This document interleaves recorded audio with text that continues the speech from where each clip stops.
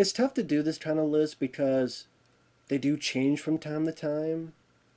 Because I love all these films tremendously.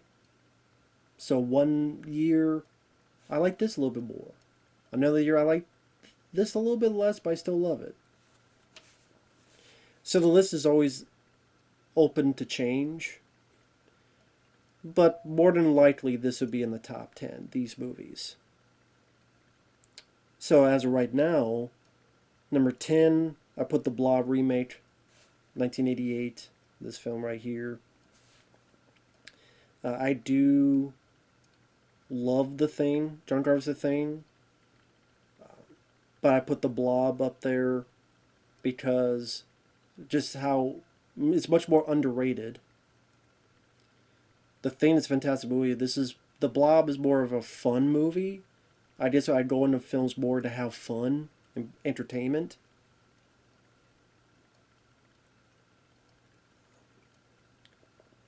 I would say the John Carver's The Thing is technically the best horror film of all time, or close to it. But like I said, I go more for like entertainment and fun. Like the Blob remake with Kevin Dillon and Shawnee Smith, I think the cast is very likable. I think the characters are fun to watch.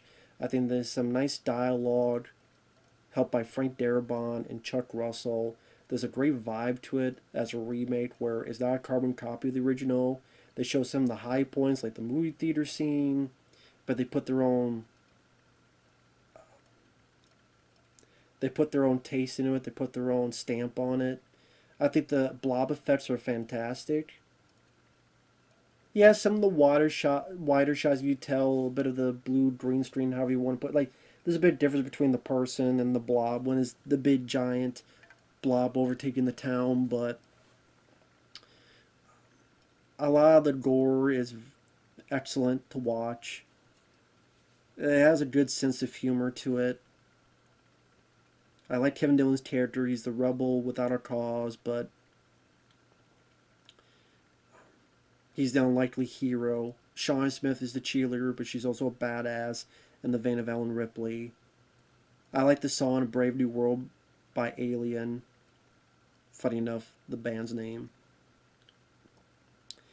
The death scenes are memorable, whether it be the guy from RoboCop getting turned to a wishbone and going through, whether it be the lady, the date, and the blob coming out of her eye sockets everywhere, overcoming the guy. The big death, that's the cover, where he's trying to reach for Shawnee Smith and gets his arm pulled off. You even got action thrown in there, and bazookas, flamethrowers, and then big old attack with this ice truck, snow truck, I should say. Like I say, the sense of humor of going to see a movie, and the movie the kids are seeing is like a take on 80s slasher films. I think there's a lot to it that is just still to this day, for some reason, people give the Thing and the Fly credit as they should, but no one really gives the Blob credit, which I don't understand. And I think that discrediting makes me move it a few notches than before, because it's still criminally underrated. Number 9, I put Rambo 3. I think it's a very good sequel. It's a kick-ass action movie. It has some fantastic set pieces. You got a fucking tank versus a helicopter. I said drink. I needed just the C4 type. There's explosive arrows blowing up helicopters, stick fights, hunting people in caves using explosive arrows, and finds big motherfucker Russian, kicking his face, pulling his grenades, and not only do you hang him, but you blow him up. Rambo with a horse and a Molotov cocktail with helicopters chasing after him, blowing everything up. Everything done for real in camera. This is my view of a comic book movie. It's a badass, R-rated, takes itself seriously type of movie. Big body count, great use of guns, knives, sharp sticks, blood squib. Like, this is what I think of 80s action, along with a few others I'll get to. And it's one of the movies that made me a Rambo fan, hence my username.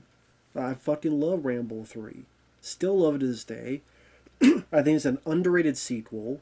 I don't think it gets the credit it deserves as being just a great popcorn action movie that gives your money's worth by the end of it. And I get it, the first half can seem a bit slow for people.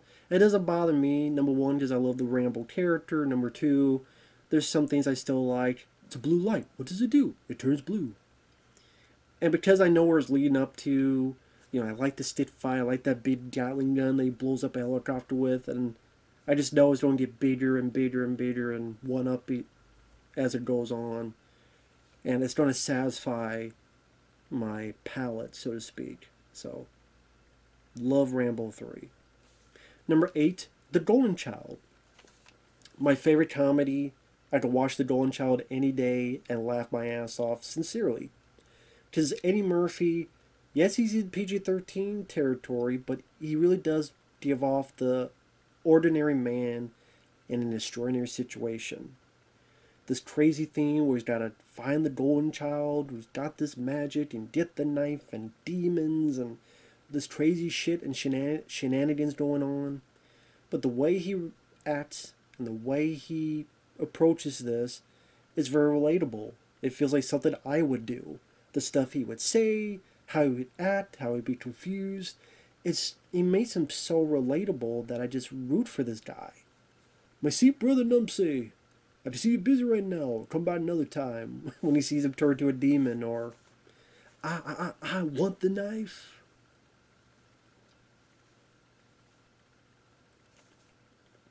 Or he's on a boat and he's not happy about it. He's like, the bum that took my $100, we turned around a boat with a motor. Sharper pow. Yeah, well, I'm gonna pow. Go pow his ass when I find him. Go pow your ass when I find you. You hear me? I'm gonna roll your ass till it bleeds. Or a guy that keeps interrupting him on TV. And say, you know what, that thing can kiss my ass, okay? No, this is what's happening. Listen, put the camera on me, I'm gonna bust your ass, okay? No, this is what's happening. These are the missing children I'm looking for. Now you talk to your tortoises and shit and whatever. Or he's looking at this. Yak loin. What? Go to keep the yang up. Nothing wrong with my yang. I just so many things that pop in my head that I've watched over and over again, and it was Eddie Murphy dealing with the supernatural, dealing with the fantastical, but at the same time, he didn't have to rely on multiple identities and costumes of different characters, like Night Professor films. The effects are not the best, but you didn't have to rely. Eddie Murphy was the special effect, his wit, his humor. It's just Axel Foley. Yeah, that's what worked the best in the 80s for Eddie Murphy, was that wit, that type of character, that type of acting of his comedy. That's what worked the best. To be honest, that's what audiences wanted to see. They wanted to see Axel Foley in a supernatural. I mean, in a way, they did. Okay, you don't call Beverly Hills Cop because that's in that realm. If it's too sci-fi, fantasy, supernatural, it'd be too ridiculous for that franchise. Fine, take that type and put in your own movie. Hence The Golden Child. I like that it was a bit of an adventure story. They go to Tibet and all these different locations. A little bit of an action movie, whether it be the fight with the bikers, with that song. Oh, what was the rat? Body Talk. Your body talk. Charlotte Lewis, Charles Dance, James Hahn, Victor Wan. Nice supporting cast. I love the music. I love the score. I think the score is perfect for it. Love The Golden Child. Number 7, Leviathan. I know it's coming to 4K next month. I really look forward to it. I'm a sucker for that movie. I could watch that movie anytime. It's alien underwater. Cool. I wanted that. I like the special effects by Stan Winston's group. I absolutely adore the cast in this. I adore the cast. You got Peter Weller from RoboCop. You got Ernie Hudson from Ghostbusters and Home Alone. You got Amanda Pays from The Flash. a TV show I grew up with. You got Richard Crenna from the first three Rambo films. You got, I said, did I say Ernie Hudson? Daniel Stern from Home Alone, Ernie Hudson from Ghostbusters. I blended the two together. Daniel Stern from Home Alone, Ernie Hudson from Ghostbusters. I talked too damn fast for that. Michael Carmine, who I remember from Batteries Not Included. Lisa Albacher from Beverly Hills Cop. Hector Elizondo from Beverly Hills Cop 3. Meg Foster from They Live. Again, Daniel Stern from Home Alone, not Ernie Hudson. I love the cast. I adore the Jerry Goldsmith score. I think the score is one of my favorite music compositions that Jerry Goldsmith has done. I love the set design by Bill Cobb, the guy who worked on the set design for Alien. I wanted Alien Underwater. It's a fun movie with some great dialogue. Call me Becky one more time, six pack. Go pop your tops, all six of them. Say, motherfucker. I think my only issue is that Ernie Hudson dies at the end. He should not have died at the end. I agree with that. But other than that, and I would like to have seen a bit more action. I'm a sucker for that. Other than that, I love the film. I can watch it anytime. I know I prop it up bigger than it should be, but I love the cast. I love the characters. I love the music, the look of the film. I think the way they made it look like Underwater was dry for wet, where they just hang stuff in and they can move around, but they don't have to deal with all the actual water shit. I think they did a pretty good job with that. It's a great total package. Number 6, I Come in Peace. That movie is insanely fun. I think that shows what you do with a low budget. Because Craig Baxley had a couple $1 million, and he's like, I'm going to fill this up with crazy shit, like CDs, popping on our wrists and bouncing off people's necks, blasters that get bigger and bigger each time you fire it, buddy cop team, Dolph Lundgren using some of his martial arts as well as other stuff. Great score by the same composer who worked on Miami Vice. I wish that score would get officially released, Jan Hammer's score. I wish that was the case. An actual official release of that score. I like Brian Benben as a guy that, he's against Dolph, but ultimately becomes his ally. He becomes very likable. I think they made a good team with each other. Matthias Hughes is big and intimidating as the villain. Has one of the great lines in action film history. I come in peace. And you go in pieces, asshole. Insanely fun. Love I Come in Peace. Number 5, I put Cobra. I love Cobra. I do wish we could have seen the uncut version. That is forever gone. I don't think you will ever see that version come to fruition. You never will. It's a shame. Like I said, I would love to have seen it happen, but, it is what it is. What can you do? Like I said, I wish we could have seen that, but, again, we never will. So that said, I love, it was Stallone's version of Dirty Harry. I love the John Madden machine gun. I love the score. I love that it's got a horror film slasher vibe to it. I think that's very cool. And Stallone didn't get to do a whole lot of movies like that other than I See You. So I like from the beginning with the red, blood red sky, and the store has this doom and gloom feel to it. The villains, they're a gang of killers who like fit in a slasher movie. It's just a sadly you don't get to see a lot of the blood because a lot of it was cut out. And I wish we could have seen that mayhem. But Stallone just kicking ass, taking names, being in the back of a pickup truck and mowing bad guys down. That's 80s there. That's total fucking 80s. Brian Thompson was effective as the villain. This is where the law stops and I start. Sucker. You're a disease and I'm the cure. Badass lines. I love Cobra. Underrated film. Number 4, Predator 2. I've talked about Predator 2 a lot. Sequel that deserved a lot more. It did not deserve the shit it got. It. I love the first Predator. The second one I rewatch more. And I love the first Predator. It's my favorite Arnold film. But Predator 2, just the city landscape was a nice idea. Danny Glover was a refreshing, different choice, but he made it work. He's really good in the role. He has some really badass moments. Shotgun, hey asshole! I like that the Predator takes his sights on Danny Glover, makes it personal, even personally fucking with him, like getting his buddy's necklace and or whatever and put it in the cemetery to fuck with Danny Glover. That already gave the Predator a bit of a personality.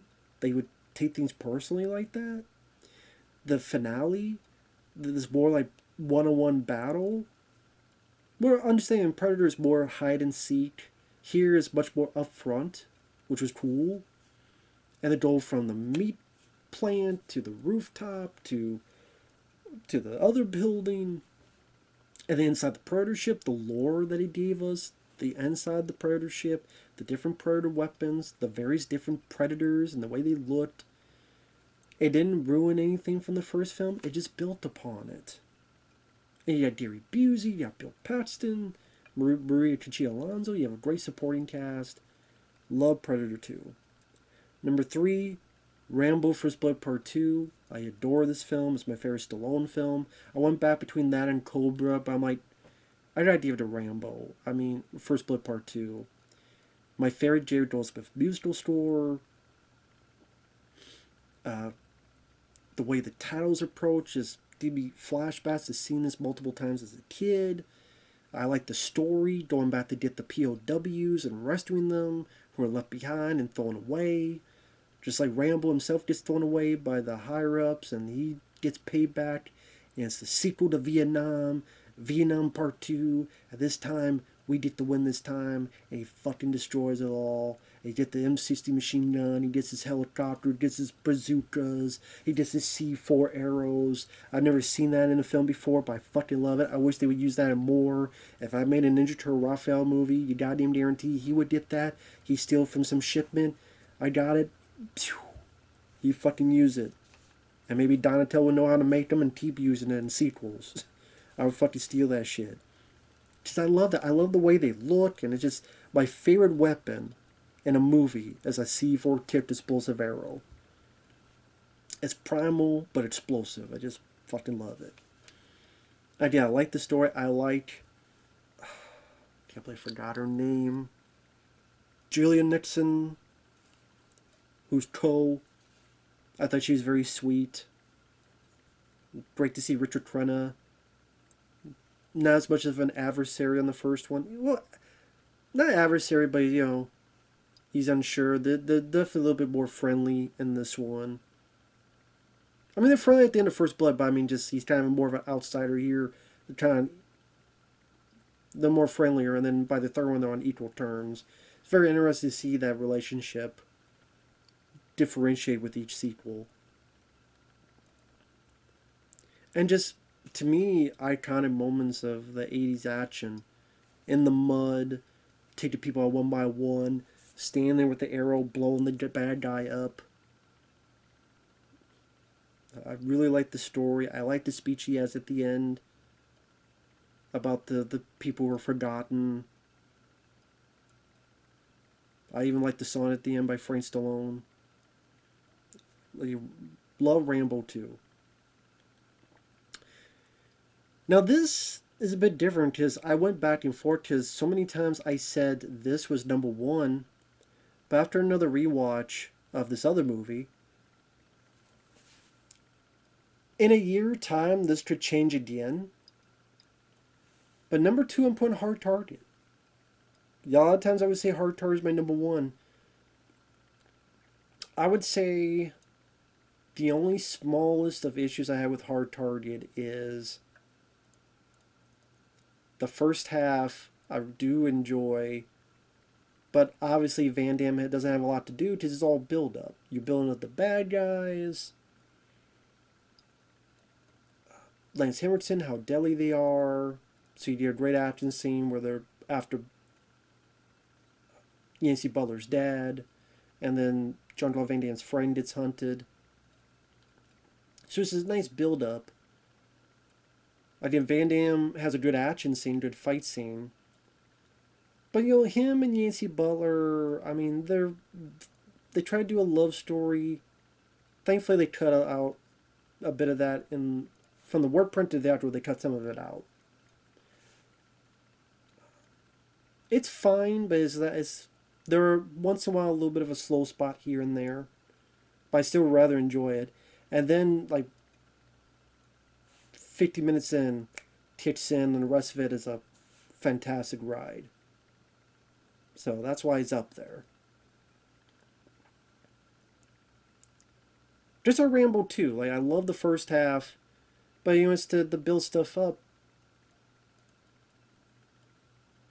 This number one, even though it's a build up, the build up is still so cool to watch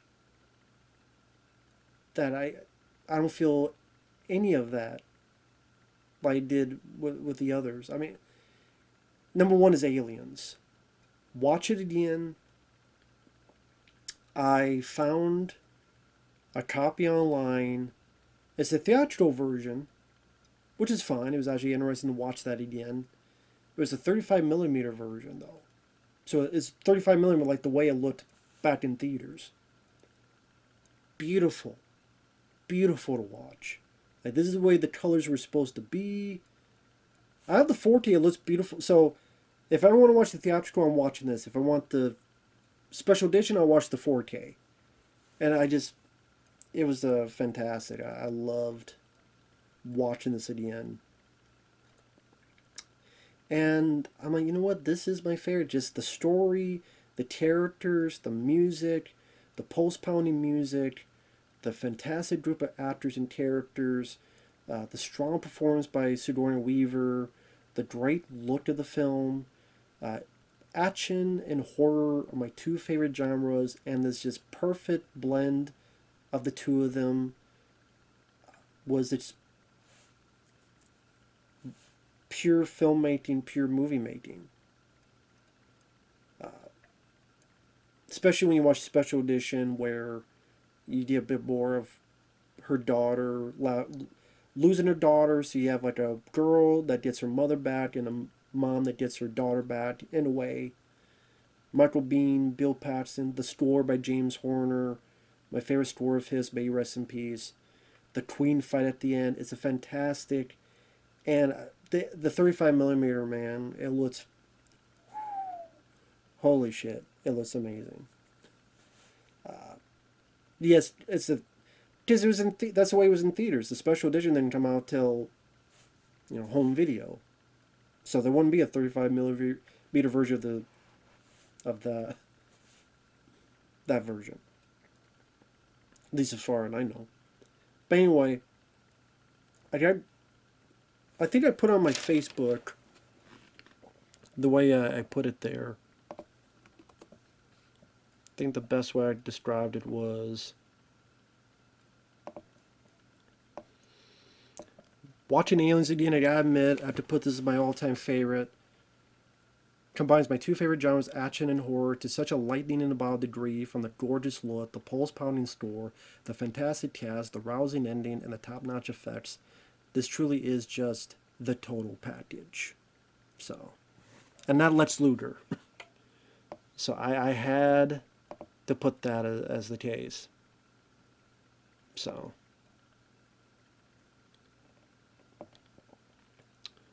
just such a satisfying crowd pleaser. And yes, that is one of the reasons why Alien 3, people ask me what's the worst film I've seen, and I'm like, oh, feeders and stuff. No bullshit, the worst film I've ever seen in my life is Alien 3, just what it did to that movie. So fuck Alien 3, it's the worst film I've ever fucking seen. And Aliens, I gotta say, is my favorite film. So number 1, Aliens, 2, Hard Target, 3, Rambo First Blood Part 2, 4, Predator 2, 5, Cobra, 6, I Come in Peace, 7, Leviathan, 8, The Golden Child, 9, Rambo 3, and 10, The Blob 1988. I'm pretty damn sure you'll never see another guy have a top 10 like that. Because I'm too much of a simpleton. I just want escapism. You're too much of a dud. You don't like thinking, man. I'm like, yeah, I think a lot. That's why I just like to sit back and fall into escapism. So that said, thanks for watching. Take care. Thanks once again, and we'll see you guys later.